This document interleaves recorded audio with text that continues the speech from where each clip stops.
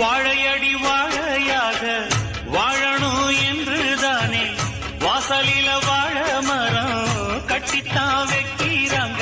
வெட்ட வெட்ட தழைப்பது வாழையம்மா, கஷ்டங்களை மீறினாத்தான் வாழ்க்கையம்மா. மேகம் சூழ்ந்து விட்டா கதிரவன் ஜொலிக்காது, சந்தேகம் வந்து விட்டா வாழ்க்கையும் இனிக்காது.